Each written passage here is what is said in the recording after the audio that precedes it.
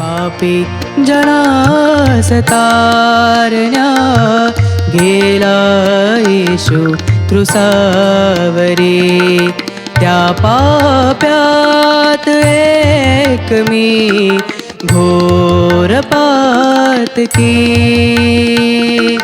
त्या पाप्यात एक मी घोर पातकी, पापी जनास तारण्या गेला येशू क्रुसावरी. प्रभू येशू ख्रिस्ताच्या सर्वश्रेष्ठ नामात आपणांचं अभिवादन. पवित्र शास्त्र बायबलमध्ये 15व्या स्तोत्राच्या 2ऱ्या वचनात परमेश्वराच्या मंडपात त्याच्या सानिध्यात कोण राहू शकतो हे सांगताना स्तोत्रकर्ता म्हणतो, तो जो आपल्या जिभेने चुगली करीत नाही, आपल्या सोबत्याचे वाईट करीत नाही, आपल्या शेजाऱ्याची निंदा करीत नाही. चुगली करणे व निंदा करणे या जवळपास समान कृती होत. त्यामुळे संबंधित व्यक्तीची जन्मांसात बदनामी होते व प्रतिष्ठाही कमी होते. या दोन्ही गोष्टी अर्थात मनुष्याच्या जिभेचा प्रताप होय. जिभेबद्दल म्हटले आहे, जीभ शरीराचा लहानसा भाग असले तरी आग आहे. कितीतरी मोठे जंगल लहानशा आगीने पेट घेते, तशीच जीभ ही ज्वाला आहे.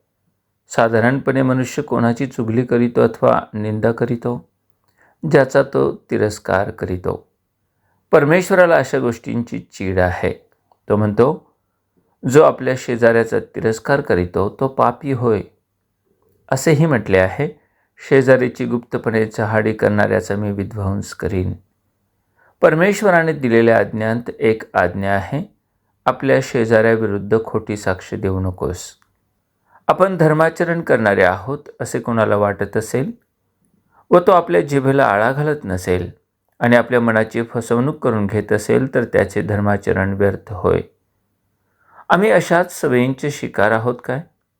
असे करणाऱ्यांस देवाच्या समक्षतेत येता येत नाही. आज वचन आम्हाला इशारा देत आहे. आम्ही अशा गोष्टींपासून परावृत्त होऊन परमेश्वराला शरण येत क्षमा मागितल्यास तो प्रभू येशू ख्रिस्तामधून आपल्याला क्षमा करेन. कारण त्या ख्रिस्ताने आमच्या प्रत्येक चुकीबद्दल व पापांबद्दल स्वतःचे अर्पण करीत प्रायश्चित्त केले आहे. ख्रिस्तावर विश्वास ठेवण्यास व नीतिमान ठरून पवित्र देवाच्या सानिध्यात येण्यास परमेश्वर आपणास कृपा पुरवो. धन्यवाद.